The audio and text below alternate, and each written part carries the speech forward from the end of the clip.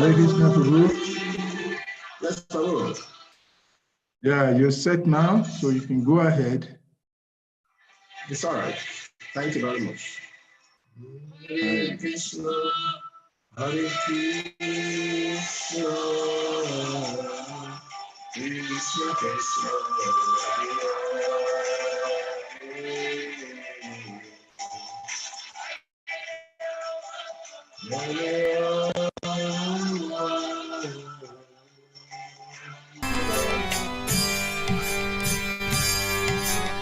Krishna Kirtana Ganana Karnapara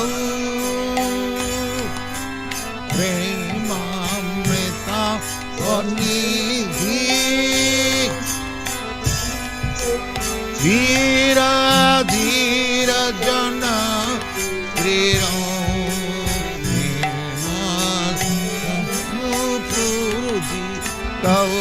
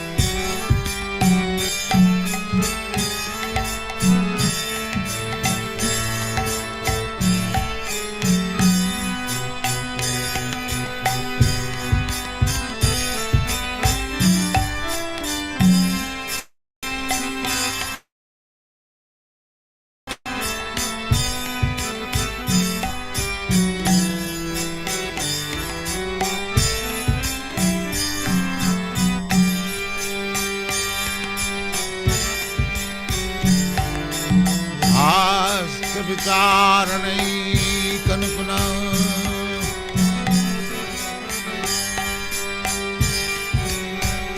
Dharma Samastapaka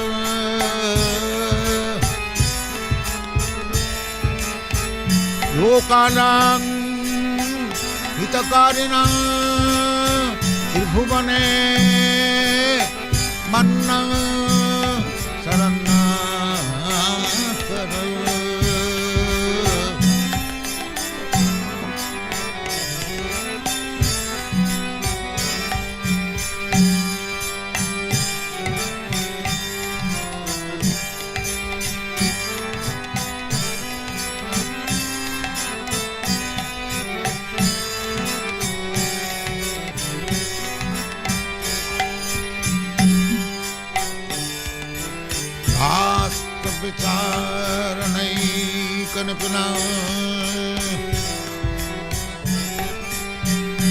Dharma Samastapaka Lokanam Hitakarinam Tribhuvane Mannam Sarana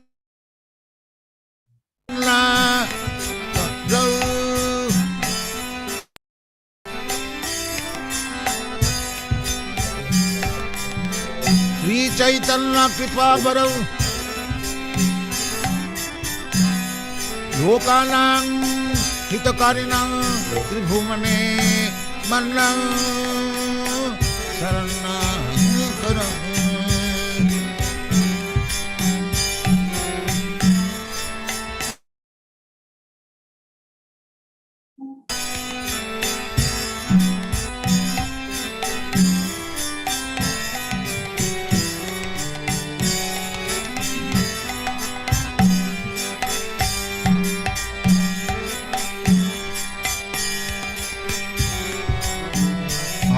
विचारणैकनिपुणं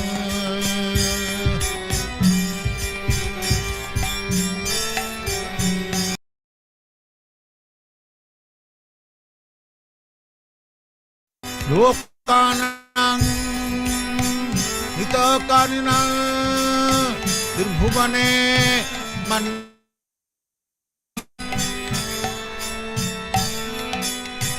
Radha Krishna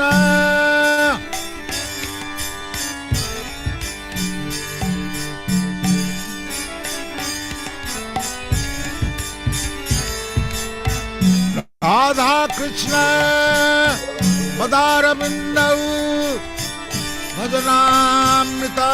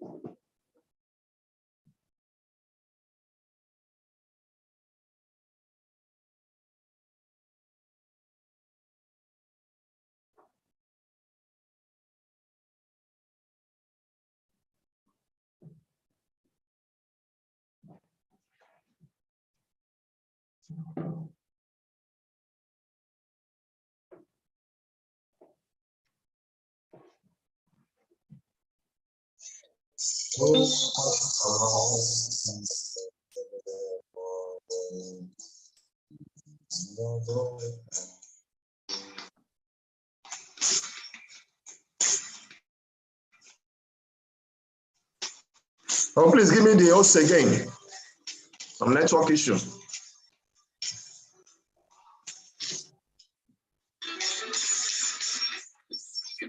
Aisha Babuji, please can you give me the host?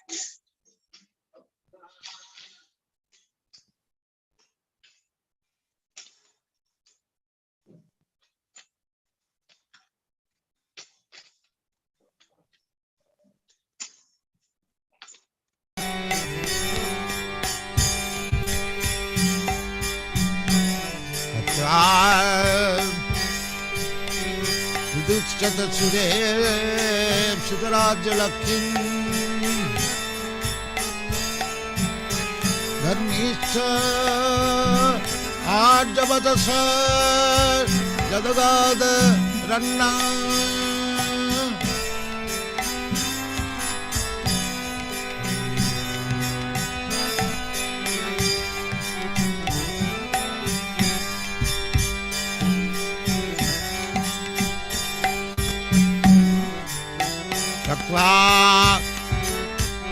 मंडलस्यनीं सदा तुच्छब भूत्वा दीनगणे शतो करुणया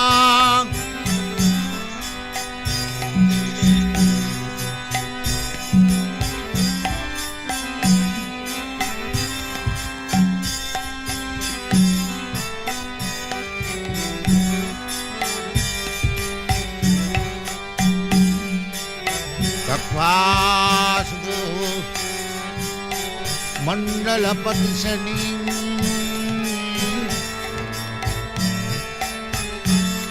तदा तुच्छव भूत्वा दीनगणेशको करुणया कौपीन कण्ठास्थितौ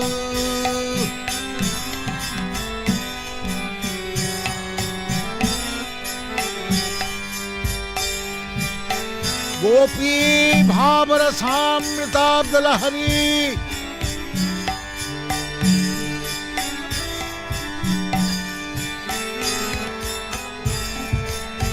गोपी भावरसामृताब्दलहरी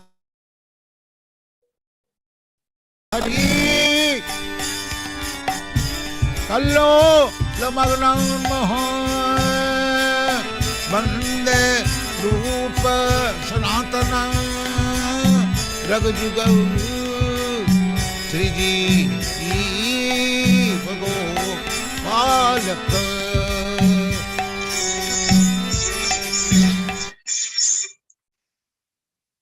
Hare Krishna, Prabhuji and Mataji. Hare Krishna. Hare Krishna, Prabhuji. Thank you for coming. We'll just give a grace of 10 minutes. After this, we are going to start now.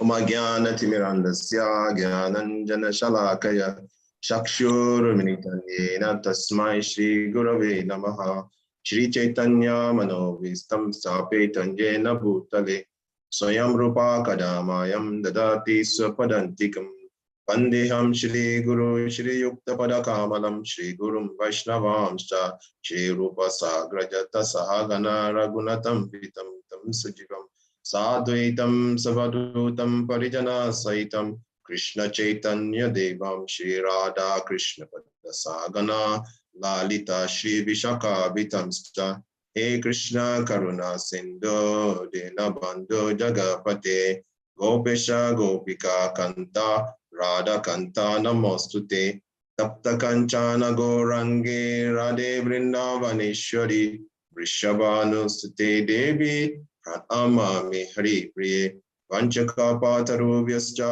Kripa Sindhubhya Vacha Patitanam Pavanebhyo Vaishnavebhyo Namo Namaha Jai Shri Krishna Chaitanya Prabhu Nityananda Shri Advaita Gadadara Shri Vasadi Gaura Bhakta Vrinda Hare Krishna Krishna Krishna Hare Hare Hare Rama Rama Rama Hare Hare Om Namo Bhagavate Vasudevaya Om Namo Bhagavate Vasudevaya Om Namo Bhagavate Vasudevaya.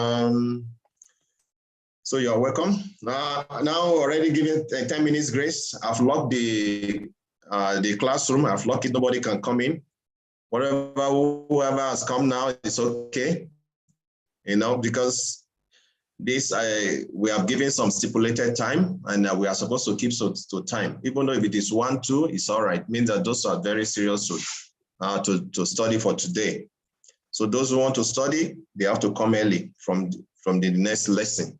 It's very, very important. Punctuality is very important. So we are going to continue from where we stop. We are going to finish lesson 4 today.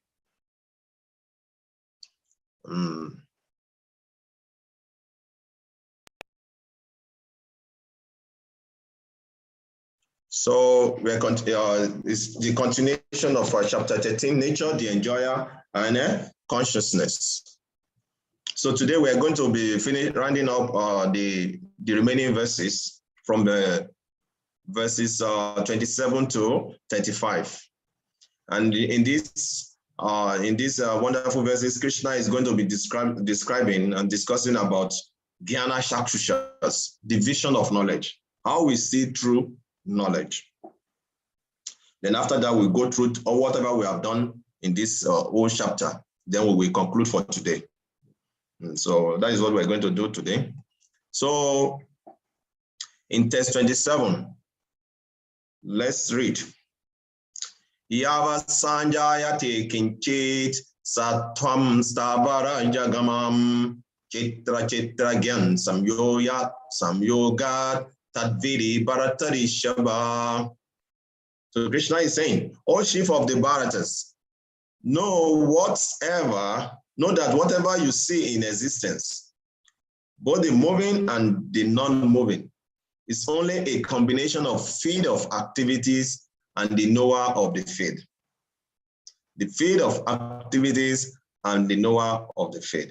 Just like Krishna has explained in the beginning verses, the field of activities.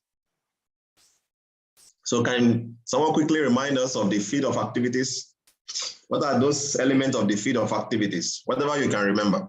Please unmute yourself. Let's discuss. 5 senses. Yes, the 5 senses. Which of these senses? Is it the working senses or the object of the Lord? There's about 10 of them. We have the 5 working senses, and we have the 5 objects of the senses, and we have 5 knowledge acquiring senses. So, and which other one? Thank you, Mataji. The mind. The mind, yes. Intelligence and false ego. Intelligent, false ego. What about the elements? The Mahabhutas. Krishna mentioned the great Mahabhuta, the 5 great elements: earth, water, ether, fire. Water, earth. Yes. So these are the field of activities. So wherever you look in this universe, you are going to see all these elements. The water, earth, air, fire, ether, the mind, because there's cosmic mind also. We have the cosmic mind. We have the cosmic intelligence. Right? We have the cosmic mind. When the soul become perfected, all these elements will merge into those cosmic elements. When the soul become perfect. But if the soul have not become perfect, then our subtle body will go with us wherever we are going. And that is why Krishna is saying here that in this, whatever is in existence in this universe is combination of the field of activity and the knower of that field. That is the living entity himself. And in this case, we have 2 knowers. One is the individual soul, and the other one is the super soul, the Supreme Lord himself. Who is, yesterday we described the activity of the super soul, which is the permitter. He oversees our activity. He is the supreme enjoyer. We are just minute enjoyer. We're trying to exploit. We are not really enjoying. We are causing the suffering and enjoyment we experience in this world. Krishna mentioned yesterday, Prakritis, he said, Purusha Prakritis to he, Bhakti Bhakti Jaina Guna. So whatever is enjoyment or suffering we are experiencing, we are the cause. Yeah, Prabhu, please, you can mute yourself. You are raising your hand. Okay, thank you very much for observing that. I just got a call from the Minister for Education, Chaitanya Prabhu, that he should kindly allow the other students to come in, that the lockout policy would take effect from next week. So you can give them the grace of this week. That's it's all right, Prabhu. I discussed with Prabhu yesterday that we only give 10 minutes grace because it's a program that we are all mature and already agreed that we're going to start at a particular time. So me, I always like to keep to time. Even if it is only one person is here, I'm going to start the program. Because it's not just about, it's not about somebody dragging himself to come to the program. You know the time, you have your time with you, you keep to the time. So no problem, Prabhu. I will just like what you say, I will try to unlock the door. But from next week, I will give 10 minutes grace. Once immediately is 10 minutes, after 10 minutes, I lock the room. Thank you very much, Prabhu. So thank you. I already unlock it. Okay. Thank you. Yes, Prabhu. So we continue. So So this, whatever is the soul and the material nature is what we can, wherever we look in the cosmic creation, is only the combination of these two things, the field of activities and the knower of that field. So Prabhupada explained, we can read it, let's read the purport. How Prabhupada explained this. Mataji, you want to read, please?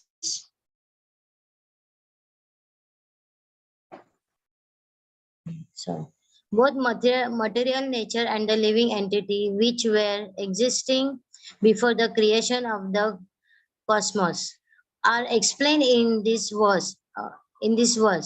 Whatever is created is but a combination of the living entity and the material nature. These are the many manifestations like trees, mountain, hills, which are not moving, and there are many existence that are moving, and all of them are but the combination of material nature and the superior nature. The living entity, without a touch of the superior nature, the living entity, nothing can grow. The relationship between material nature and the spiritual nature is eternally going on, and this combination is effected by the Supreme Lord. Therefore, he is the controller of the both superior and the inferior nature. The material nature is created by him, and the superior nature is placed in this material nature, and thus all these activities and manifestation take place. Hare Krishna. Thank you. Thank you. So whatever is taking place here is the combination of the material nature and the living entity. And without the touch of the living entity, nothing can evolve in this material creation. For example, today we have all these gadgets that we are using, the computer, the airplane, whatever we are using is due to the exploitation of the living entity. They are manipulating the energy of this material creation to create all these things that we're making use today. Without their touch, nothing can happen. Just for example, Prabhupada gave a very good example that when you go to places like Europe or America, because those living entities are very, to some extent, they are civilized and advanced, they can create a very wonderful environment for themselves. And you can see some other places where those advanced living entities have not touched, those places remain undeveloped. And that is why we have developed country and developing country and underdeveloped country, because of the nature of the consciousness of people in that environment. So it's the living entity who are manipulating the resources of material nature to create whatever situation they want for themselves. Sometimes we create pleasurable situation, sometimes we create unpleasurable situation. Now, in this material world now, we have the world powers. All of them, they have nuclear weapons. And this nuclear weapon, it has been created by who? By the living entity. And this nuclear weapon, we can decide what we want to use it for. Just by the pressing of that nuclear weapon, we can destroy ourselves. So that is why Krishna mentioned in the previous verses that the living entity, they are the one creating happiness and distress for themselves in this material world. Sometimes we go into laboratory and we create so many diseases in the name of biological weapons. You see the living entity, how they are trying to exploit the nature. We create all these things for ourselves. Just like we create comfortable situation, other way also, we create things that are going to create unpleasurable situation for ourselves. So wherever you look in the material nature, is the combination of these two, the moving, the material nature, which is considered to be the field of activities, and the living entity. So here, Krishna says, Saman Sarveshu Bhuteshu Tistatan Parameshwara Vinasya Su Avinashyatam Ya patienti sa patienti. One who sees the super soul accompanying the individual soul in our bodies, and who understand that neither the soul nor the super soul within the destructible body is ever destroyed, actually cease. So this is Gyana Shakshu. When somebody dies, everybody is crying. Oh, he has gone, he's dead.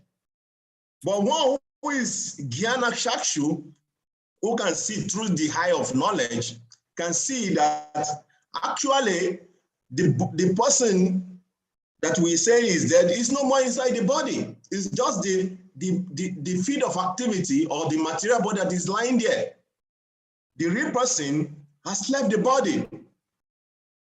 In chapter 2, Prabhupada explained the size of the soul, which will be very difficult for any material science to discover with any telescopic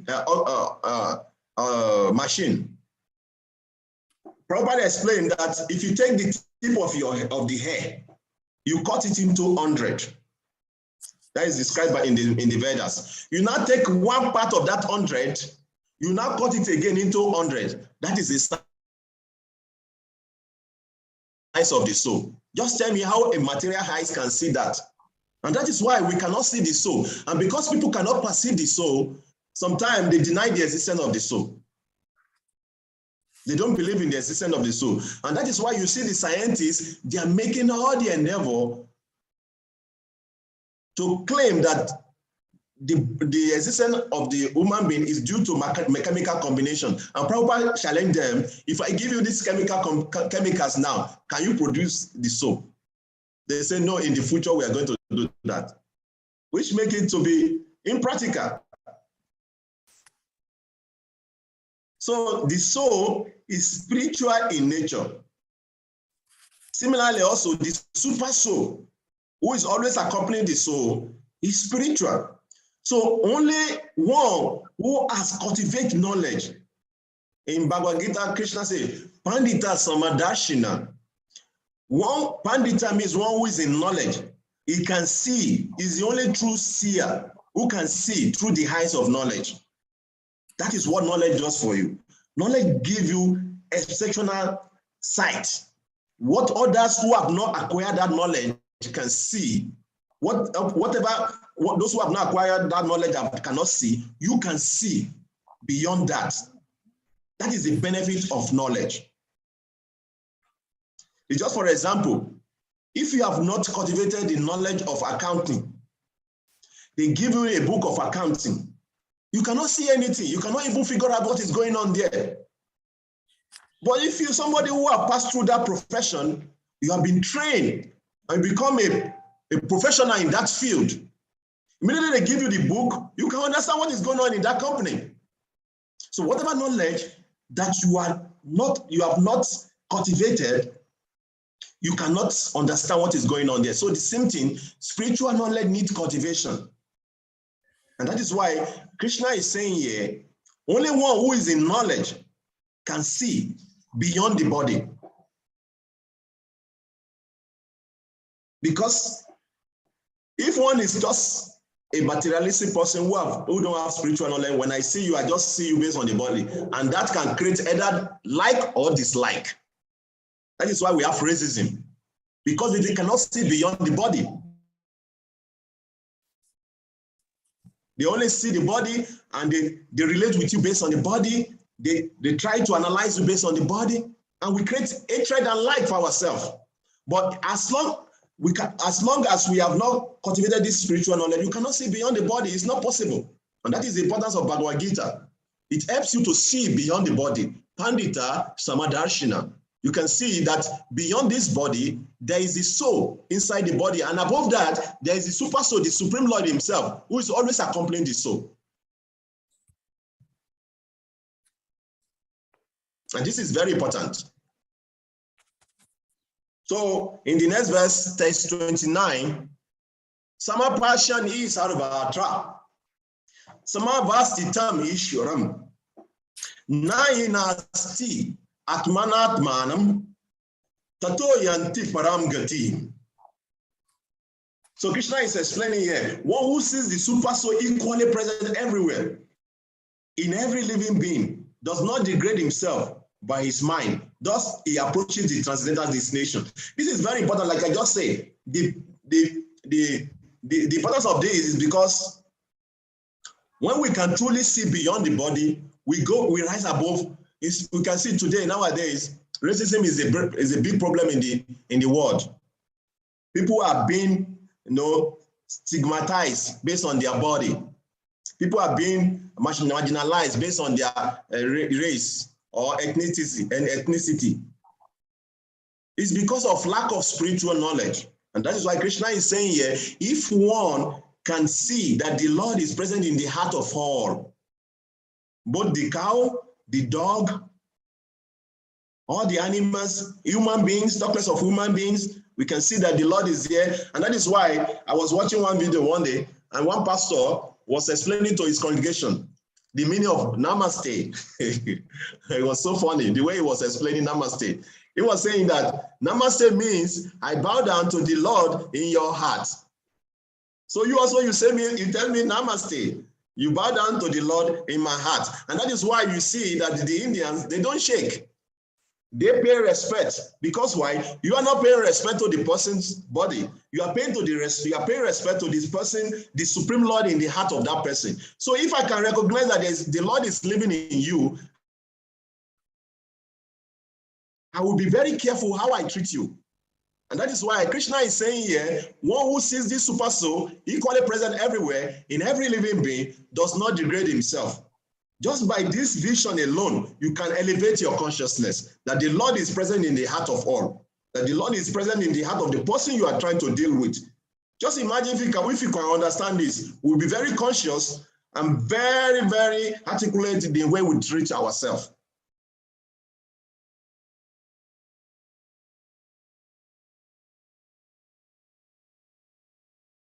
And that is the importance. So the intensity. Prakritya eva cha karmani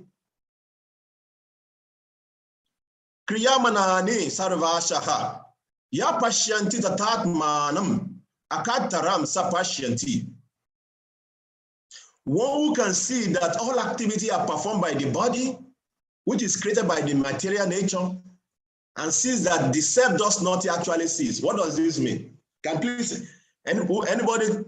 Can you understand? Can you explain to me what is the meaning of this? Let us discuss now. Krishna is saying here, one who can see that all activity are performed by the body, which is created of material nature, sees that the self does nothing actually cease. Any explanation?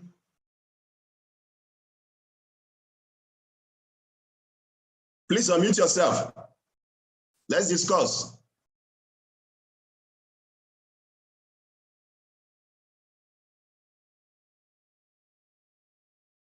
Please unmute yourself. Wish. Yes, let's discuss. Which is created of material nature and sees. What do you understand by this? What do you understand by this verse?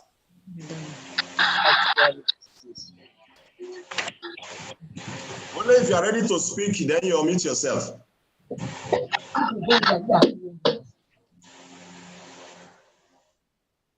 Hare Krishna. Yes, please, Mataji, go ahead. Prabhuji, I think here it is that body is performing activities is like is not doing himself, but is past the karmas.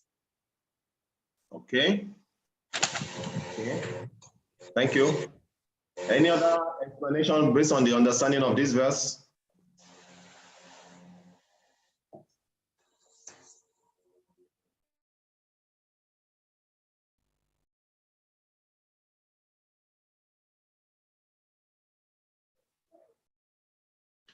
One who can see that all activity are performed by the body, which is created of material nature, sees that the self does nothing actually cease. And Hare Krishna. Yes, please continue, Mataji. And the super soul, which is within, he is he's allowing to do the activities, maybe. He's permitting and observing. Yeah. But here we're talking about the self itself, the soul. Yeah. Ya pashanti tadat manam akataram sapashanti.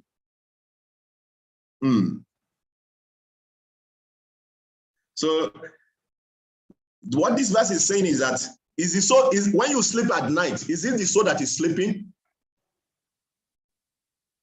No. Is it the soul that is sleeping? No. No. Consciousness. When you are taking food, when you eat rice, sabji, or heba, or whatever food you are taking, is it the soul that is eating? No. The body is eating. When we do exercise, sometimes we want to do exercise to keep our body fit. Is it the soul? This exercise is it for the soul? No. So what this verse is saying is that even though we're very active, but this activity itself is not meant for the soul. Similarly, the enjoyment we're experiencing in this world and the suffering we're experiencing in this world, it doesn't touches the soul.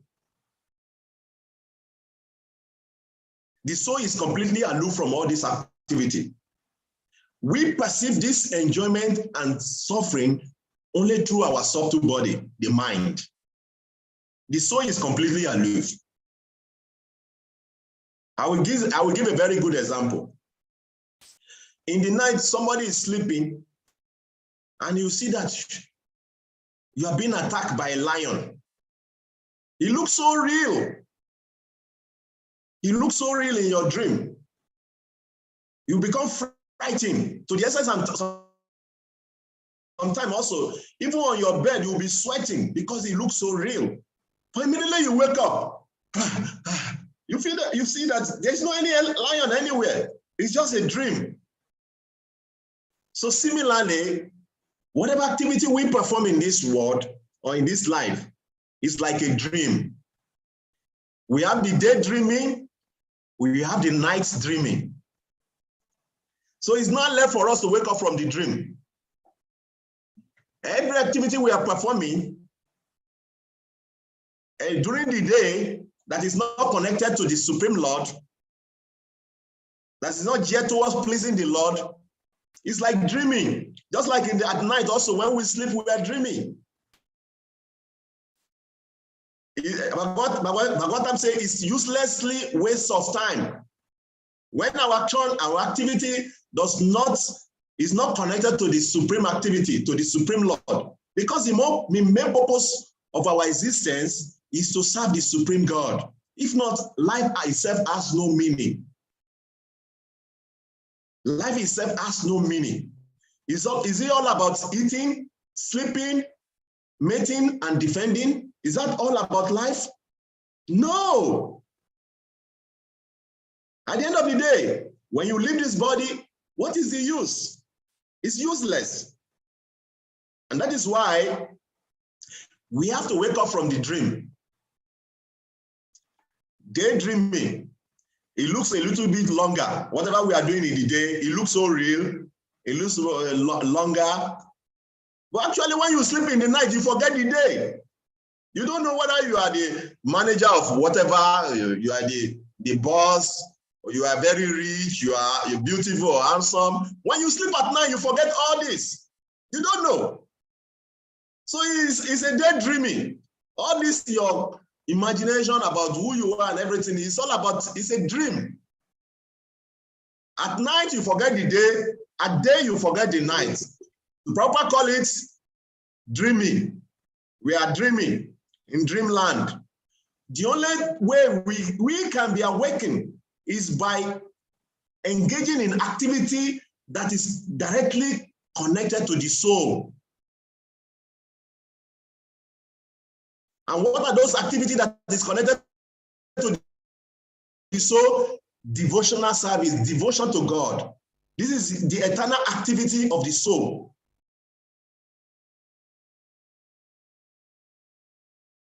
So only when we are engaged, so that is why Krishna is saying here, one who can see that all activity are performed by the body, which is created by material nature, sees that the self does nothing, actually sees. That is, so whatever we are doing, material activity, it's not connected to the soul, except its devotion to the Lord.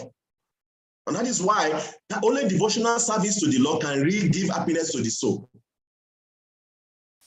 So in 31, we're going to continue. Krishna further says, Yada Bhuta Pritag Bhavan Ekan Stam Anupashyati Tata Eva Chapistaram Brahma Sampadhyate Tada. When a sensible man ceases to see different identity due to different material bodies, and he sees how beings are expanded everywhere, he attains to the Brahma conception. Very easy to understand, isn't it?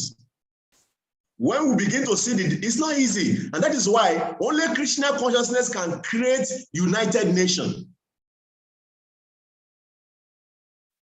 Even though in the United Nations, they are still partial. They treat different countries according to their status in the economic world, to the level of their advancement. This is how they treat themselves. But actually, to have a united nation is that to understand this verse of Bhagavad Gita. When a sensible man ceases to see the different identity, that we are all equal, we are all spirit soul, part and parcel of the Lord. Mama Evam so Jiva Loke, Jiva Bhuta Sanatana. We are all part and parcels of the Lord. We can see the super soul in the body of the animal. If we can see the same super soul or the soul in the body of an animal, we will not like to hurt the animal. And that is why the devotees, they don't like to hurt any living entity. Because why? They can see the soul and the super soul. That according to this karma, this particular animal has gotten this particular body.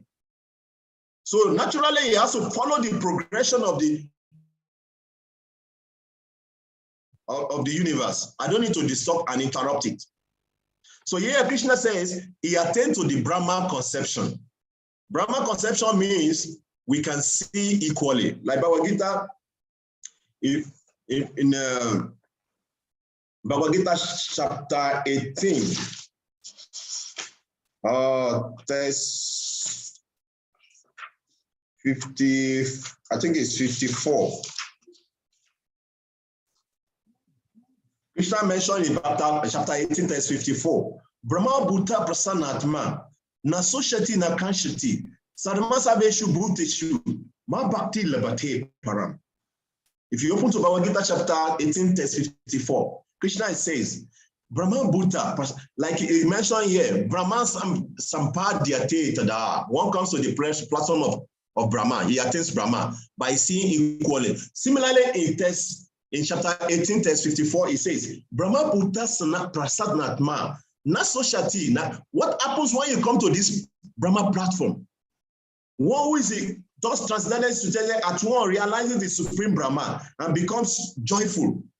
When we can see equally with all, we can see all living entity with equal minds. That is the only way we can attain real peace and happiness in this world. Then the tendency to exploit each other will not be there. Because that is what is happening in the kingdom of God. Everybody is relating on equal platform. If I think that I'm higher than you, I want to exploit you. He never laments nor desire to have anything. He's equally disposed towards every living entity. In their state, he attains pure devotional service. Ma Bhakti Labate Para. Only on this platform of equal vision, we can attain pure devotion to God. Because then you can really serve all living entities with equal mind. This is not possible if we have not come to this platform. In 32, Krishna goes further. Anadi Twam Nirguna Twat Paramatmayam Avya Ihaha. Sharira stopi kante nakarotina lipiate. Those with the vision of eternity can see that the imperishable soul is transcendental, eternal, and beyond the modes of nature. Despite contact with the material body, oh Arjuna, the soul neither does nothing nor is it entangled. So the soul, our soul is always liberated. It's not entangled with our material condition. Whether the soul is in the body of a pig, is different. It's not entangled. If the soul is in the body of human, whether it's in an Indian body or African body, it's completely different. But what makes us to act differently is the influence of the mode of material nature that is, influences our life. And that is why Krishna is going to discuss more about that in the next chapter. We are going to talk about the influence of material modes in the next chapter, the 3 modes of material nature. So that is why Krishna is saying here that the body does nothing. The soul neither does nothing nor is it entangled. So that is why we have to purify our consciousness. Why? When we say purifying our consciousness means we have to try to elevate our modes of the modes we are situated in. Because if you are in the mode of ignorance, you act ignorantly. If you are in the mode of passion, you act passionately. If you are in the mode of goodness, you act in the mode of goodness. It's just like wearing glasses. If you are wearing glass that have green color, you see everything green. If you are wearing glasses that is black, dark in color, everywhere will be dark, tinted with dark. If you are wearing glasses that is yellow in color, everywhere will be tinted with yellow. So depending on the modes of material nature we are situated in, we perceive this world. But the soul itself is completely different. And that is why we have to elevate our consciousness to be able to help ourselves. Yata sarva gatam shukshmat, akasham lopali piyate, sarvatra vasito dehi, tatatma lopali piyate. The sky, due to its subtle nature, does not mix with anything, although it is all-pervading. Similarly, the soul situated in Brahma vision does not mix with the body, though situated in that body. So when we come to this Brahmaputa's Prasanatma stage, the stage where we can see with Jnana Chakshu, with eye of knowledge, when you come to that stage of Brahman, when we can see with equal vision, no discrimination among the living entities. When we come to that stage, Krishna used a very nice analogy here. It's just like the sky. Whatever is happening in the sky does not mix with the sky. The sky is completely separate. That is why we can see this cloud in the sky. It does not mix with the sky. It's completely different. So similarly also, the soul situated in Brahma vision does not mix with the body. It's completely different. Prabhupada explained in the purport, he said the air enters water, mud, stool, and whatever else is there. Still, it does not mix with anything. Just like, for example, now, if the hair passes through a obnoxious, dirty environment, the air smells very bad or obnoxious. That does not mean that the hair is bad. It's the hair passing through it. Immediately the air gets out of that environment, it attains its original nature. It never mixes with that situation. That's a very good example Prabhupada is. If the air passes through a very aromatic flowers, it takes the aroma of those flowers, you can perceive it. But that does not mean that the hair has become merged with that aroma, no. So the same thing also our soul. We are passing through different species of body. 8,400,000 species. But the soul retains its original identity, never mixed with any of these conditions. It's only act based on the material body we have taken. And that is why it's important that we try to elevate our consciousness. by cultivating knowledge of Srimad Bhagavad Gita. So Prabhupada continues, he said, therefore, it is impossible to see with material is how the living entity is in contact with this body and how it is out of it after the destruction of the body. No one in science can ascertain this. So we need the eye of the scripture, Jnana Chakshu, Shastra Chakshu, to be able to see the difference between the soul and the body. You can see it when we sleep at night. Our body is here, but we are somewhere here in the dreamland, performing some other activities. We can see the body is here, but what is that one that has taken you to another place? The subtle body. It's taking the soul. Sometimes you can even have a deep sleep. So I don't know, maybe any of you have experienced any deep sleep. You will be dreaming inside the dream. That is what we call deep sleep. When you experience a deep sleep, when you wake up, you feel refreshed. Because why? You are not conscious. Even when you are in your dream state, you will still be dreaming inside that dream. That is what we call deep sleep. It's a real occurrence. It happens once in a while. To show that we are not this body. This body is just like a car. You know, somebody is driving Benz, somebody is driving Toyota, somebody is driving limousine. If you are thinking you are that car, you have a big problem. Which many people does, which many people they identify themselves with the car. My Guru Maharaj gave a very wonderful example. One day, a very rich man, he has a very, very expensive watch. So when he opened his car to come out of his car, he had that expensive watch on his hand. So a car just came from the side and removed his hand. He cut off his hand. He could not even think of his hand. He was asking of his watch. Where's my watch? He could not realize that his hand is cut off. Where's my watch? Where's my watch? Before he now realized that his hand is no more there. That is how attachment is. It's very strong that you'll be thinking what you are not. I am this, I am that. No, the soul is completely different. So, Yata Prakasha Yati Ekaha, Krishnam Lokam Imam Ravi, Chetram Chetri Tata Krishnam, Prakasha Yati Bharata.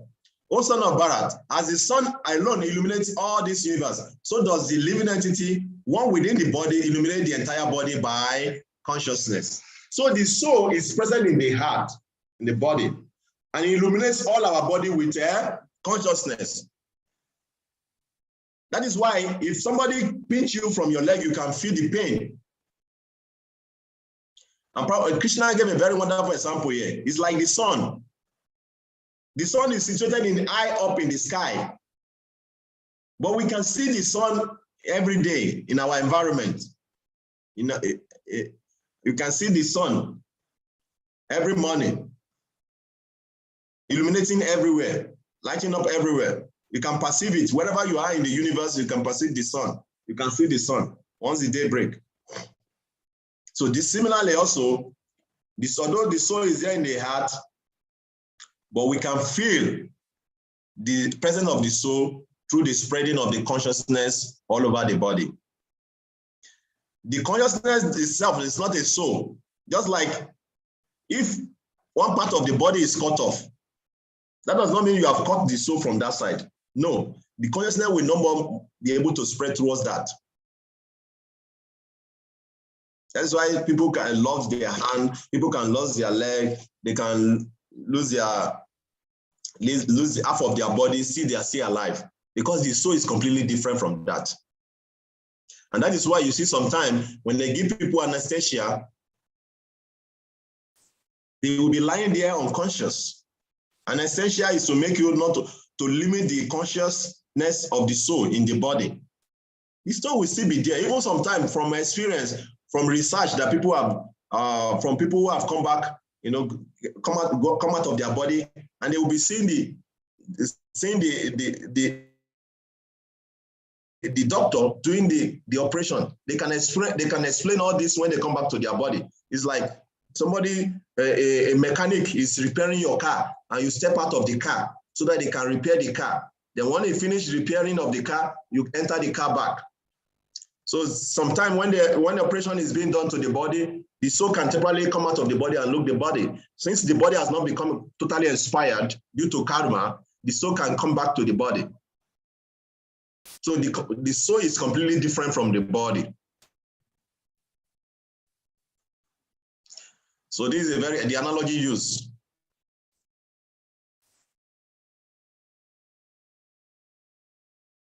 Anyone want to read this purport?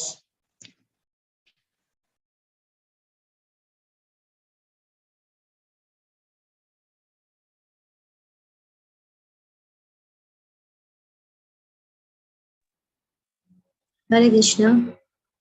Yes, Pasaji, please.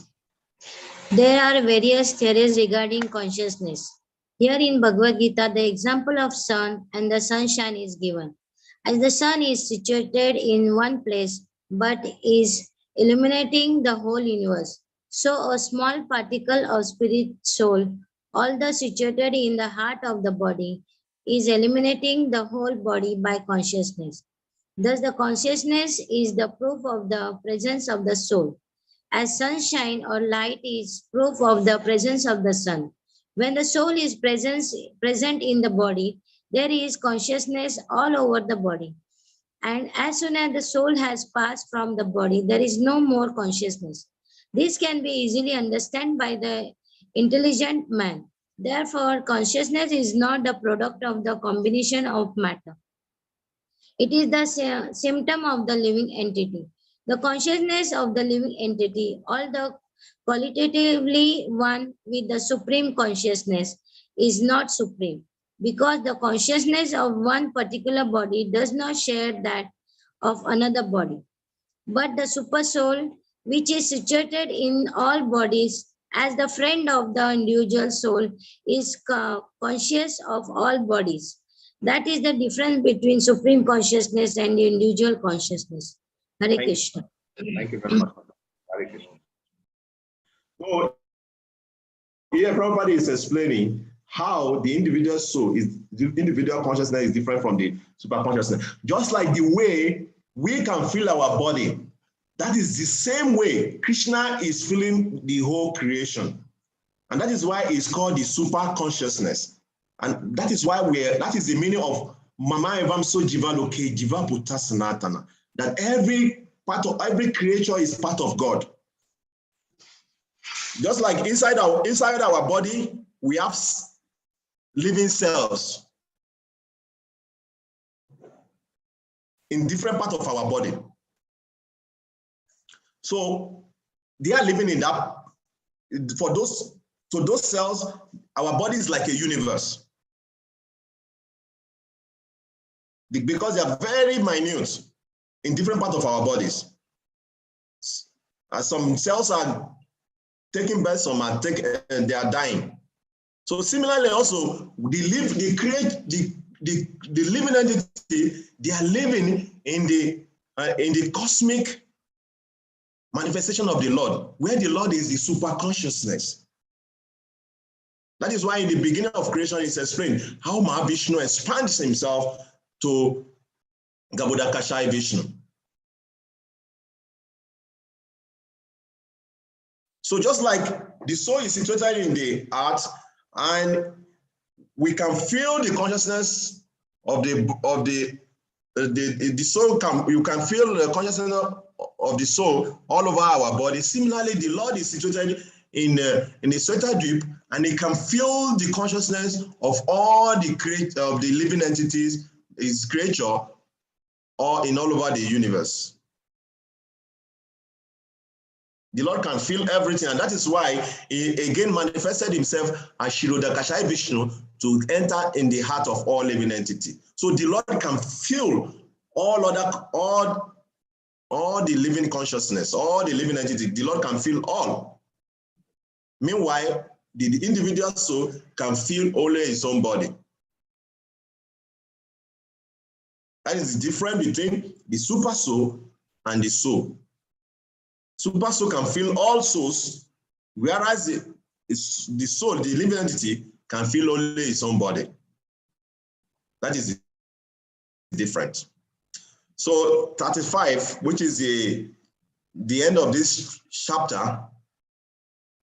So Krishna now says, Kshetra Kshetra Gyayo, Kshetra Kshetra Gyayo Revam, Antaram Gyana Shakshusha, Bhuta Prakriti Moksham Cha, Ye Vidu Yantite Param. Those who see with eyes of knowledge the difference between the body and the knower of the body, and can also understand the process of liberation from bondage in material nature, attain to the supreme goal. So in the beginning of this chapter, Krishna explained very nicely the body, Kshetra Gyan, the knowers of the body, and the process of liberating us from this body. Starting from Amani Tuam, Madam Bituam, humility, prideness, all these qualities the Lord mentioned. These are the process for us to get out of this material bondage. So the purpose of this 13th chapter is that one should know the distinction between the body, the owner of the body, and the super soul. One should recognize the process of liberation as described in the verses 8 through 12. Then one can go on to the supreme destination. This is the conclusion of this particular chapter. The whole chapter is describing about the body, the owner of the body, which we have two owners, the soul and the super soul.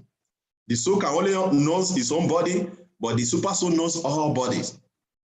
Then he goes on to explain about the process of knowledge. About 19 processes of knowledge is given, starting from humility. So we are going to quickly go through the whole chapter. So before I start that, if there's any question or comments, please, let's take that now.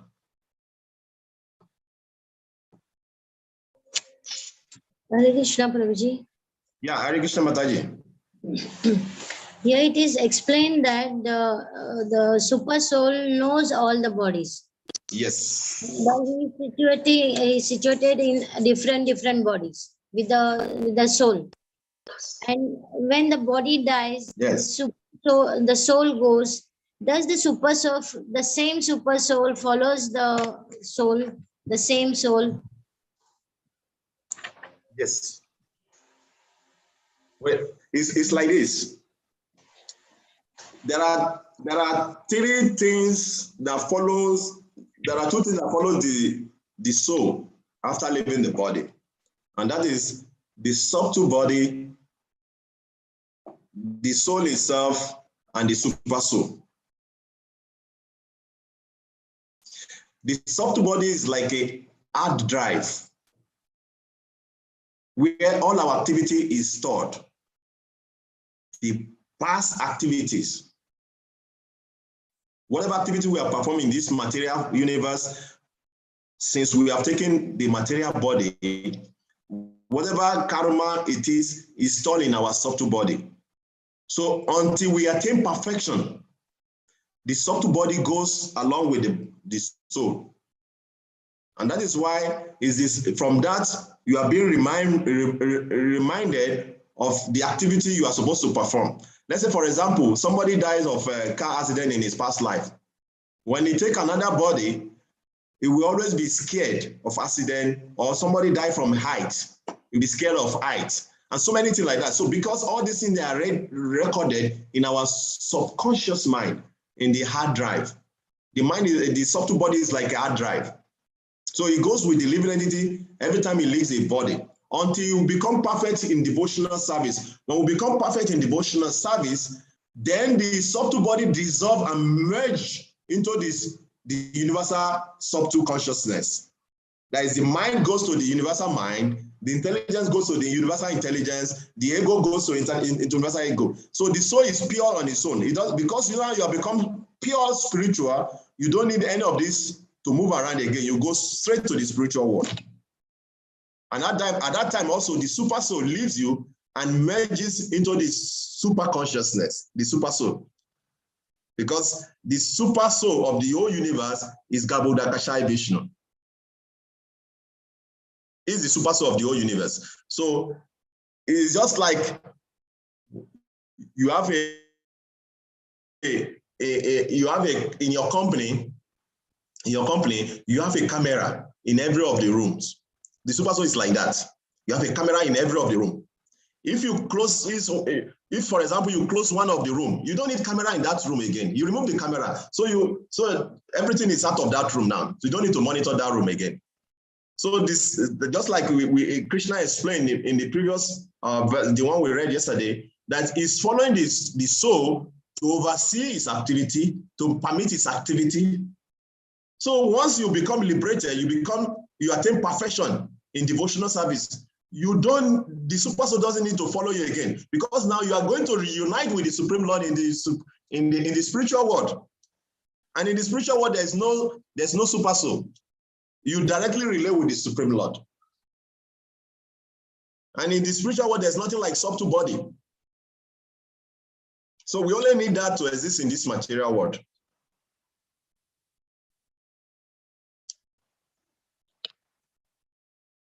And I just want to know that how the soul is different in different bodies. Like you said, the Indian body soul is different, another body soul is different. No, Indian body soul is not different from African body soul or American body soul or European body soul. The soul is the same. Sat, Chit, Ananda is the same composition. The soul is Sat, Chit, Ananda. It's eternal, full of bliss, and it's full of knowledge. That is the nature of the soul. We are all, Krishna explained in Bhagavad Gita, Mama Mvam so jiva loke, jiva bhuta sanatana. Every soul is my part. It is so, Krishna did not say Indian soul is different, American soul is different. No. We have gotten this different environment due to our activity in our past life.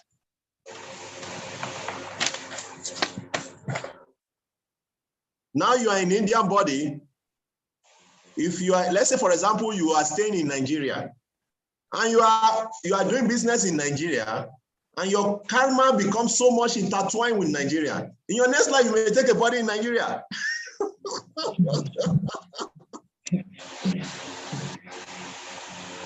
Let's say, for example, I'm born in Nigeria, but I love so much of Indian activity, Indian culture, India, whatever. If I leave this my body, I will take my body in India. Let's say you are from India or you are from Ghana and you love America, you want to be in America, everything about America entices you, whatever. In your next life, you may take body in America. So that is how the soul is transmigrating, going here and there. So today this particular life, we may have a particular body. In your next life, you cannot decide. Some people will even take a body of animal. When we live a sinful life, we live below human life, the soul becomes degraded. You take the body of animal. And now the nature is the one who is going to do the calculation, the permutation of what kind of animal you are going to take. We don't decide. The nature knows how to do the calculation. It's like automatic machine. It takes all the record of your all activities. It performs the calculation. Due to your karma, the nature will decide, because this person has done this, has done that, so he's qualified to be in this body. So what happened is that one will be sent to hell. That hell, what you are going to do there is to get a training. You get a punishment for living in a sinful life, then you get a training on how to adapt to your new body you are going to take. All this is explained in Srimad Bhagavatam. Okay, Prabhuji. Thank you. Thank you very much, Mataji. Any other question? Hare Krishna, Prabhuji. Yeah, Hare Krishna, Prabhuji. How are you? Well, then why I hear a lot of times that Indian body is so much important than others. Is when we hear some of the lectures and all, they're so grateful to take the birth in India. Can you explain on that once? Thank you very much. One thing that is here is that there's nobody that is better than the other. In the sense that, let's say, for example, now, you have an Indian body. Why the opportunity you may have when you have an Indian body is that you get opportunity for easy spiritual life. Because when you go in the Indian streets, you will see temple here everywhere, you see bell everywhere, it reminds you of devotion. So it's easier for you to think of God. That is if you are fortunate. But if you are not fortunate, even though devotion is everywhere going on around you in India there, but you want to go to America. So how is that fortunate? How is that Indian body beneficial to you? Because in your next life, even though you are born in India, you may take birth in Africa. Or you take birth in America. So that has that of opportunity. So why Chaitanya Prabhu said that whoever has taken birth in India is fortunate is because there is easy opportunity for you to engage in devotional service. Mataji, I'm coming 1 minute, I've not finished. I will give you time. So it's an easy opportunity for you to engage in devotional service. So if you don't take this devotional service very serious, you don't study Bhagavad Gita, some of the Indians, they think that because they are born in India, they don't need to study Bhagavad Gita. Some of them will even tell you that they know the Gita. They don't, because they are born in a particular dynasty. It's due to your past pious activity that you have gotten this opportunity. But if one misuses that opportunity, one is going to take a lower birth. If you miss it, because it's like opportunity. If somebody is born in America now, at least America is one of the advanced countries in the world. So let's say, for example, you are born in America. The government, they care so much about their citizen. Wherever the citizen is, wherever their citizens are, they always monitor the citizen. They give them guidance on how to go move around. Don't go to this country, don't go to that country. And like this. So they are very conscious of their people. So, and those people who are born, because they think they seem to be the first-class citizens of the world. So wherever they go, they can eagerly show their passport. Oh, I'm from America. Then you can enter you have opportunity to enter many countries in the world. But if you don't take advantage of that, in your next life, you may take another body. You may be born in Africa or born in the Middle East, depending on your condition. Or be born as an animal, dog or pig. So the body we have now is only of great importance to us only if we engage it in pure devotional service to the Lord.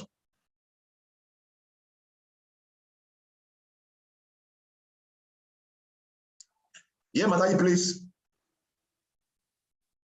Yes, Prabhuji. I just have one comment that in India, there are plenty religions, Muslim, Christians, but they also born in India, but they don't come in like devotional. Yeah. Yes, thank you, Mataji. If they are fortunate, then only they comes in Krishna consciousness. Yes. So thank you very much, Masaji. That is why. So there are so many dogs also in the street of India. Are they wonderful dogs? No, they are dogs. Dog is dog everywhere. Just because you are born in India doesn't mean that you will not eat. No, you are going to eat to sustain yourself. Huh? Okay, maybe the kind of food you eat is different, but you are going to eat to sustain the body. Just because you are born in India doesn't mean that your body will not have disease. No. But when you go to the Himalayas, then you can see what Indian body can do. You see people sit down with who can do meditation for years and years. That is the benefit. But if you don't make use of it, it will not be different from the dog born in the roaming around in the street of Mumbai, or roaming around in the street, or one street in the Maharashtra. You know, in India, there's so many street dogs. When I go to India, I'm always scared of street dogs because in the night, they're very dangerous. So those dogs that are street dogs that are roaming around, they are people in their past life who have misused their body for the purpose of what the body is giving to them. Those street dogs, they don't care about anything. They only want to move around and have sex with other female dogs. So if that is what you want to do, then nature will give you that body. If you go to Vrindavan, you see many monkeys there. They are Vrindavan, they are born in India. Monkeys in Vrindavan, so many of them. Why you think that they have so much body? They have body of monkey in Vrindavan? Because these are the saints in their past life. They are very attached to sex life. So now they get the body of monkey to fulfill their desire. And in that body, there's no consequence for that action. A monkey is not punished for having illicit sex, only in human form. This is a punishable offense. So what I'm trying to say in essence is that the purpose of life, like Chaitanya Prabhu said, whoever has born in India should perfect his life and spread this message of Krishna consciousness. So if you are born in India, but you have not taken this devotional service serious and share the knowledge with others, then you are as good as any other born in any other place in the world. Because whatever you feel, other people are feeling. It's the same. So the soul is what is most important. It's not about the body.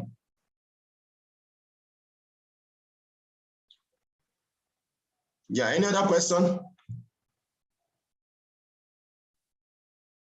Prabhuji, are you okay? Hare Krishna, Prabhuji. Prabhu, are you okay with my answer? Prabhuji, I'm coming. Bhakti Priest, Yes, I'm coming. Madhuslaya Prabhu, are you okay? yes, Prabhu. Okay, thank you very much. Hare Krishna. Yeah, Bhakti Priest, please. Hare Krishna, Prabhuji. Yeah. In your last lecture, you said there is some people who don't know their left and right. That is, they do not know what is good and bad. Yes. This type of people, what can they do to be free from this mode? Cultivating of knowledge.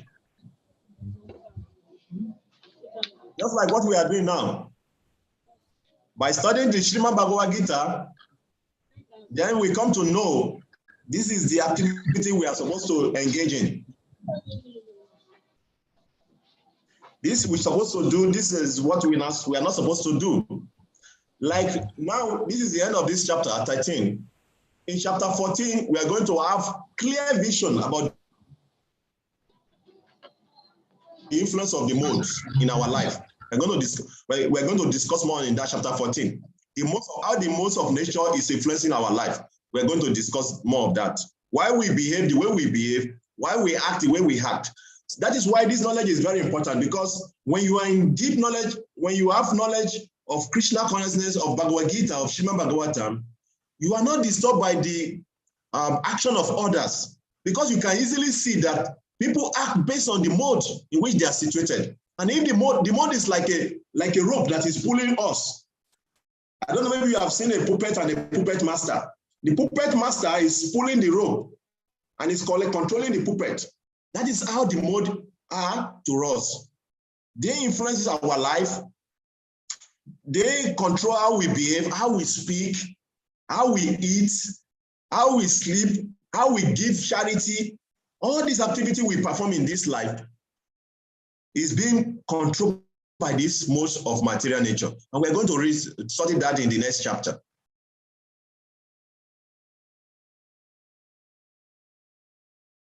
Okay, I understand. Okay, so Hare Krishna, Prabhu. So I will just quickly try to go through whatever we have done in this chapter, kind of a summary by showing the PowerPoints. So in the middle of this chapter, 7 to 12, Krishna described Bhakti Yoga along with the precise nature of the jiva and the Lord and matter and how they are related. So the first 6 chapter 1 to 6 show how karma leads to bhakti. And the last 6 chapters 13 to 18, this one we are studying now, we show how Gyan leads to bhakti, how by cultivating knowledge will lead us to devotion to God. So in verses 1 to 7, we learn about Kshetra and Kshetra Gyan. In the verses 8 to 12, we learned about the process of knowledge. You know, humility, pridelessness, and all the rest. Then from 13 to 19, we discuss about object of knowledge. What are those objects of knowledge? Gayam. Then in 20 to 26, we learn about the Prakriti, Purusha, and their union, the connection between material nature and the jiva. And today, from 27 to 35, we have discussed about Jnana Chakshus, how to see through the eyes of knowledge, that the soul is equal in all living entity. There's no different. So verses 1 to 7, we discuss about Kshetra and Kshetra Gyan. So some summary of the purport. In the first 6 chapter of the Bhagavad Gita, the knower of the body, the living entity, and the position by which he can understand the Supreme Lord are described. In the middle 6th chapter of the Bhagavad Gita, the Supreme Personality of Godhead and the relationship between the individual soul and the super soul in regard to devotional service are described. The superior position of the Supreme Personality of Godhead and the subordinate position of the individual soul are definitely defined in these chapters. So the living entity and the subordinate under all circumstances are subordinate under all circumstances, but in their forgetfulness, they are suffering. When enlightened by pious activity, they approach the Supreme Lord in different capacities. As in distress, those in want of money, the inquisitive, and those in search of knowledge. This is the purport that Prabhupada explained. What brings us close to God? Some people because of distress, they go to God. Because of some people, they want money, they go to God. Some people, because they are inquisitive, and some people who are in search of knowledge, they go to God. So that is also described. And now, starting from chapter 13, how the living entity come into contact with material nature and how it's delivered by the Supreme Lord through the different method of fruitive activity, cultivation of knowledge, and the discharge of devotional service are explained. Although the living entity is completely different from the material body, it somehow become related. This is also explained. We are different from the body, but because of long time association with matter, we are thinking we are thinking that we are the body. Just like there's this general saying that any goat that move with dog, we eat stool. I don't know if you have that saying in your own language, but here in Nigeria, there's a general saying that if a goat move with dog, it will eat stool.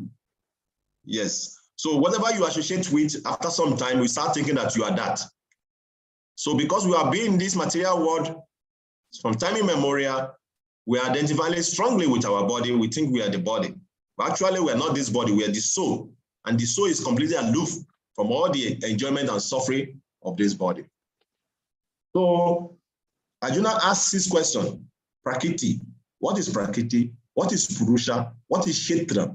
What is Kshetra Gyan? What is Gyan? And what is Gayam? These are the 6 questions Arjuna asks.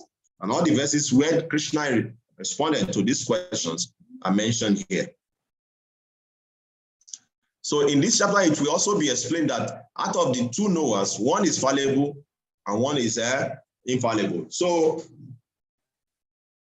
one is fallible and one is infallible. The Supreme Lord is infallible. The living entity is fallible.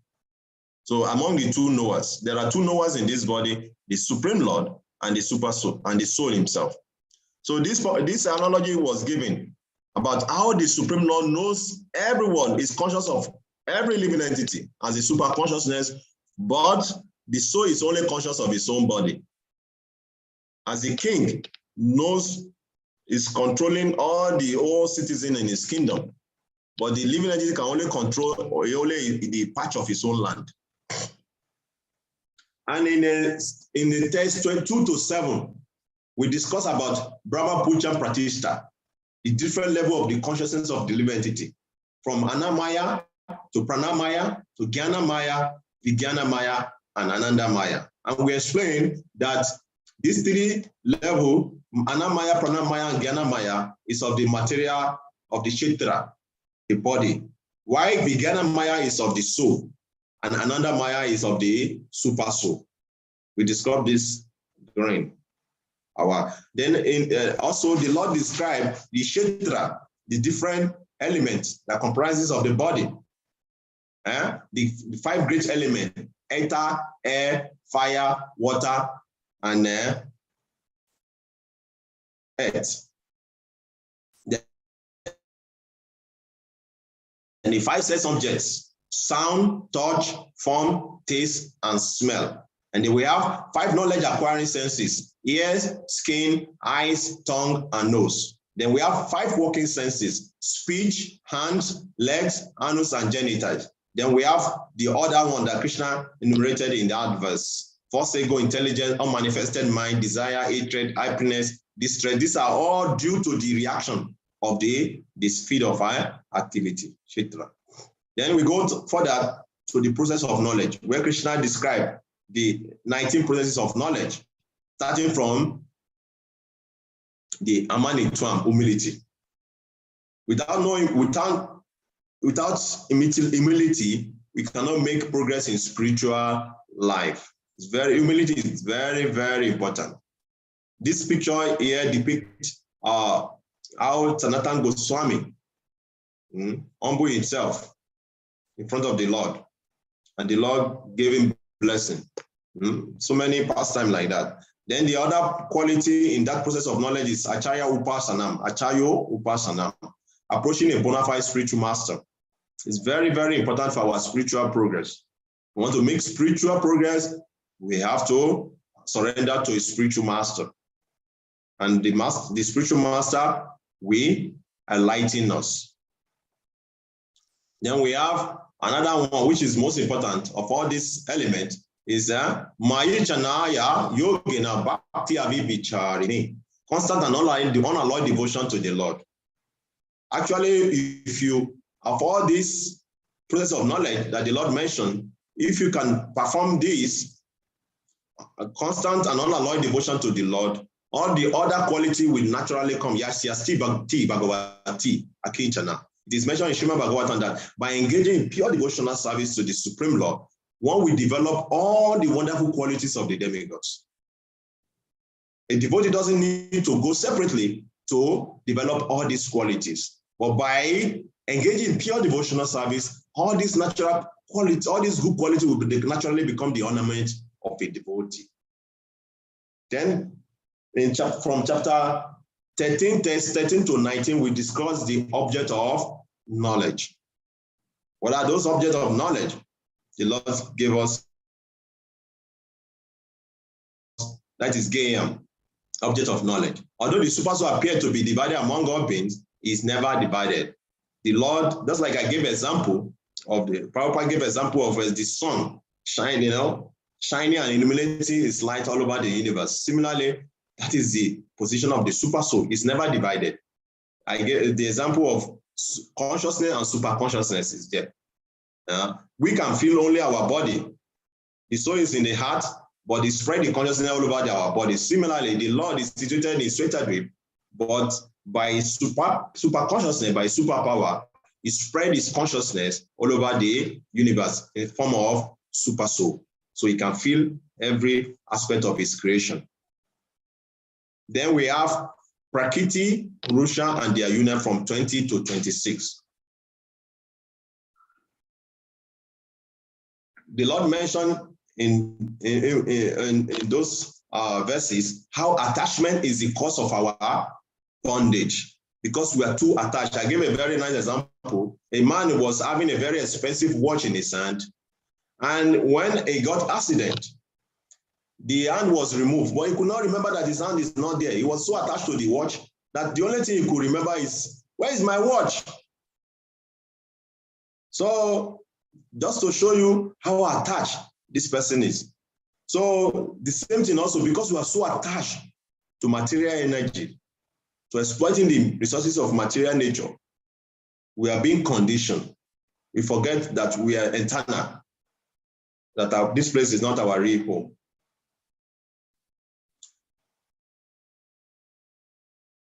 So also we discuss the activity of the super soul. Is the Upadrashta, Anumanta, the Pamita. The Lord is Bharta, Master, Bhokta, Enjoyer, the Supreme Enjoyer. And because he is the original enjoyer, but because we want to compete with him, and that's why we are suffering. Just for example, if you are in your house, you have a maid, a servant, and the servant wants to compete with you, what is going to happen to that servant? It's going to be a miserable servant. After some time, you are going to send him out of your house. But if the servant is sincerely and lovingly performing his duty, what happens? You always try to care and make a wonderful arrangement for that servant. So the same thing, this Supreme Lord, we have to understand that Krishna, the Supreme Lord, is the Supreme Enjoyer, and our duty is to serve him. When we understand this and we are situated in this consciousness, naturally we become happy in this world. So here it is explained. The Lord is just waiting for us to give up all this tendency to enjoy and turn to him. Eventually we will do that. And today we discuss about Jnana Chakshu, the vision of knowledge. Both moving and not moving, that is the only thing that is here in this universe, as mentioned here. Krishna says, O Shiva Bharata, know that whatever you see in existence, both moving and not moving, is only a combination of field of activity and the knower. And this analogy was given, and that is the end of what we have discussed today. In conclusion, we discussed about the Kshetra, Gyan, Prakriti, Purusha, and Gyan, and Gyan. So these are the 6 topics the Lord has explained very nicely in this chapter. And in the next chapter, he's going to be discussing the influence of the modes of material nature on us.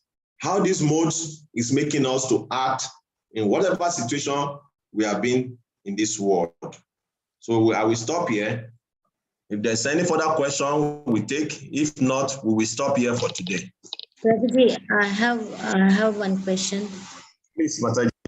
Yeah, the soul gets, according to the action, he get the next birth. But Yes. what about the trees and all that? What they do? And How did they get the birth, the progress in their birth? Very good. Thank you very much. Very, very intelligent question. What happened is that apart from the living entity, the human beings, because we have 8,400,000 species of life, like we discussed yesterday lecture. We have 900,000 of aquatics. We have 200,000. We have 900,000 of aquatic. We have 2 million of trees and plants. 2 million. We have 1,100,000 of insects and reptiles. We have 1 million of birds. We have 3 million of beasts, all kinds of beasts. And we have 400,000 of human species. So whatever species of human you see on this planet, they are all 400,000 in numbers, according to the scripture. Both the demigods also, they are included.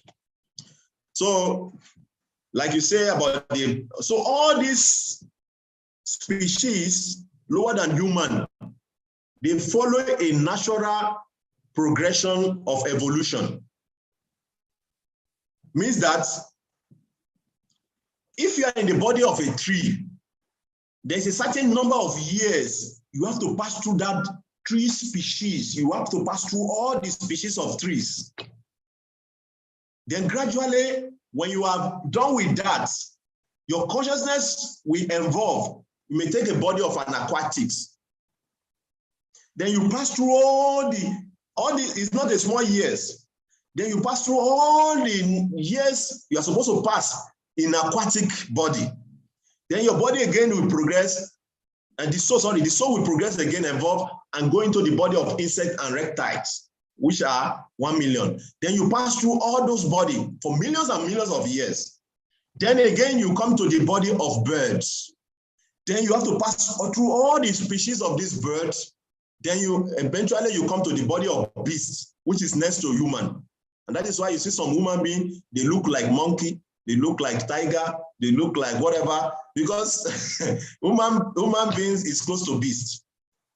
Because then when you pass through all those beast body, then eventually you come to the human body. But they don't get any lottery system. They get the... Very good. That is a very good one. Very good question. Lottery system. Yes, it's a very nice one. See, if you are, let's say for example, you are in the body of a tree, let's say you are in the body of a fish in the water, aquatics, and a devotee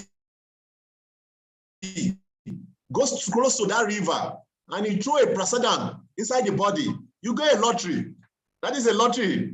Or let's say, for example, they use a tree, some tree, they go to the forest, they cut some tree, and that tree they use for the building of the temple of the Lord. That soul in that tree body, you get a lottery. So this is how the lottery system is, like you are asking, Mataji. So there's some souls that they are very fortunate, they come in contact with this devotee of the Lord, or some paraphernalia of the Lord, and they get automatic lottery to get higher, to get the elevation to the next cycle. And see, after the souls have passed through all these species of life, then we come to human life. And that is why we should not misuse the human life, because to get human life is very rare. It's not for eating, mating, and defending like other living entities. Those things you have done in millions of births. So coming to human life, we should not engage in such activity again. We should ask about what is the purpose of life. That is why we are humans. The purpose of life is to surrender to the Supreme Lord and engage in devotional service to the Lord. That is the purpose of human birth. Because in the animal body, in dogs cannot come and serve God. All these other animals, they cannot come and serve God. But human beings, only human beings have the intelligence to be able to inquire about the absolute. Atato Brahma Jigyasa. Only the human body can inquire into the absolute. What is the essence of life? What is this material nature is all about? What am I doing here? Where am I going? Where do I come from? Why do I have to be forced to enjoy or suffer in this material world? Why I have to pass through pain? Sometimes we face the different kind of miseries of life, at the boutique, at the atmic, and at the devic. The miseries given to us by our mind. Our mind gives us all kind of miseries. Our mind is always going here, going there, insecure, thinking that if I do this, I'll be happy. Our mind is punishing us seriously. Sometimes we're happy, sometimes we are miserable. Sometimes somebody make you angry. You become miserable due to our mind, because we are processing all these things with our mind. We become angry, even though those things doesn't really affect us, but we become angry because of our mind. That's at the atmic. Then we have adibotic, that's miseries from other living entities, mosquito, If small mosquito bite us now, there's malaria. We suffer, fever. Big man will be shaking on the ground, and sometimes they will come cry. Miseries, suffering. Some disease come, we cry. Some pain. Sometimes people develop all kind of diseases, diabetes and all this. You suffer a lot. And then there's what we call the Adidevic, Putika, the misery from the other higher living entity. Sometimes there's tornado, there's earthquake, there's heavy rain, there's flood. These are misery from other living entities. So people are suffering. So only in human body we can ask this question, why do we have to go through this suffering? And once we're able to ask this question, then we will be given solution by the Lord. The Lord will guide us, yes, because this is a prison house. And a prison house is meant for punishment. It's not for enjoyment. The so-called enjoyment in this material world is the cessation of miseries. There's no enjoyment here. When we say we enjoy only when there's cessation of miseries. So this is like a prison house. Whether you are a very big man in a prison house, we have a special treatment, or you are the lowest of all the inmates and you've been treated anyhow, it's still a prison house. We are being restricted, we are conditioned. We face all these miseries of life. We have to die, we have to grow old, we have developed diseases. So when we understand that, I don't want to be in this prison house again. I want to go to the eternal world where I can be with the Supreme Lord eternally. Then that is the beginning of our journey. That is the beginning of the fulfillment of human body. So, but there's lottery, like you said. When we come in association of devotee, some or the other, when some or the other, any living entity come in the association of devotee, they become liberated. But faith is very important. There was one story of, I think is it Ramanujacharya, who was going with his disciples. So as he was going, so he was eating some prasadam. So he threw the prasadam inside the water, and a fish ate the prasadam, and it developed transcendental body, and it was going higher in the spiritual sky. And the disciple, they look at him and say, Guruji, what miracle have you just performed now? And we saw a living entity, he has attained a spiritual body, and he's going up in the sky, just because of the prasadam you threw in the water. And he said, yes, that is the power of prasadam, of Krishna prasadam. But they say, Guruji, all these years we have been eating prasadam. Why are we not getting the same lottery, winning the same lottery like that? You know? And he said, because of faith. So that is why faith is very important in engaging in devotional service. In chapter 9, verse 3, if you go through chapter 9, verse 3, Krishna explained very nicely there. He said, Ashadadanam Purusha, Dharma Sya Parantapa, Aprapya Mam Nirvantate, Mritu Samsara Batmani. Those who are not faithful in this devotional service cannot attain me. O conqueror of enemy, therefore they return to the path of birth and death in this material world. If you don't have faith in the path of devotion, you cannot leave this material world. So faith is very, very important.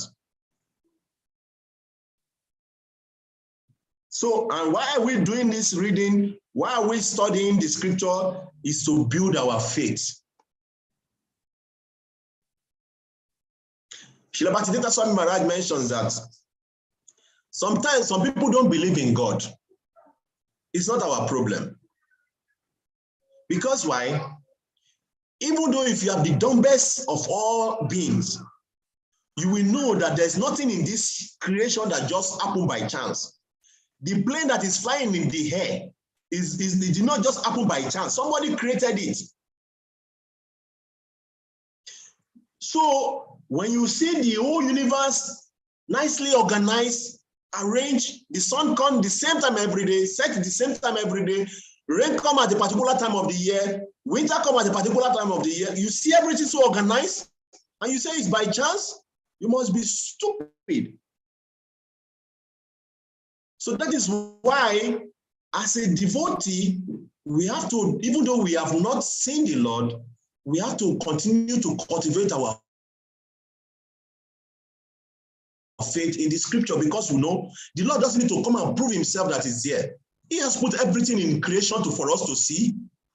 He said in the Bhagavad Gita chapter 7, I am the Rapso Absu Kunteya. I am the taste of the water. Why is it that when you take water, your taste is gone? Because the Lord is here. I am the fire that digests your food. What about what happened tomorrow? You eat the food and the food is not digesting in your stomach. Are you the controller? Are you the one digesting the food in your stomach? No. Somebody is arranging that. And the Lord say, I'm the fire in the stomach. I'm the one. So he's the one who is making everything to work in this universe, directly or indirectly. So we have to cultivate our faith. But that's what Maharaj said, that even though if you don't believe in God, behave as if he's there by following his rules. There are rules and regulations that has been given to us in the scriptures. Even though if you don't believe in him, follow those rules in the scripture. If eventually you leave this world and he's here, you have nothing to lose. It's just like, okay, I don't believe in the country. Go and break the rule of the country. Then you will face the consequence of the law. So even though you don't believe or you think that the country is not going nicely, still you don't have the authority to break the rules. So even though if you don't believe in God, you don't believe in his existence, still follow the rules and regulations of this universe if you don't want to suffer further. Because if eventually at the end of life you come to see him that he's here, then you will suffer more.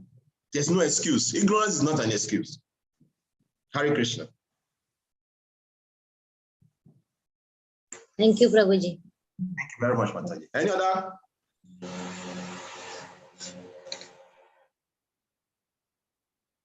So, Prabhu, you want to say something? You mute yourself. Okay. So, if not, there's no any other further question, I think we'll stop here today. So, tomorrow we can go and read. Our chapter 15. Chapter 14. Yeah, it's always good to read ahead of the time, because then it's easier for us to read and ask questions. When you read, as you are reading, you take note of whatever you are reading. It makes everything easier for you. When we come, we both study together. It's not just like one-way lecture. You bring your own point as we are studying also. And in that way, we can enjoy the conversation. So tomorrow we are going to start from chapter 14. 1 minute. Let me just give you what we are going to do tomorrow. Tomorrow is Sunday. Today is Sunday. Almost I was Sunday. Sunday. Today is Sunday, eh? Oh, sorry.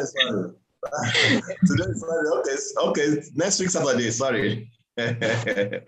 So I want you to read for the 2 week Saturday and Sunday. So because chapter 14 is 3 lessons. It's 3 lessons. So it means that we're going to cover the 2 lessons in next weekend. So we should read just 1 minute. Let me go through my syllabus. We read from 1 to chapter 1, chapter 14, verse 1 to 9. Chapter 14, verse 1 to 9. Then we read, we can read again. You can read it again and again many times. It will make you to understand it more. You read from 1 to 9, and you read 9 to 18. The more you read it, the more you understand it. Just focus your mind on chapter 1 to 8 for this next weekend. Every time you have time, 1 hour a day, just read. Read 1 verse, read 2 verses, read 3 verses. Just keep on reading this from chapter 1 to 18. The more we read it, the more we understand more, the more new knowledge it comes, the more our understanding, and whatever we don't understand, it's easier for us to share it when we come here. So please, I'm begging you, let's read chapter 14, 1 to 18 for next weekend. Hare Krishna. Hare Krishna. Hare Krishna.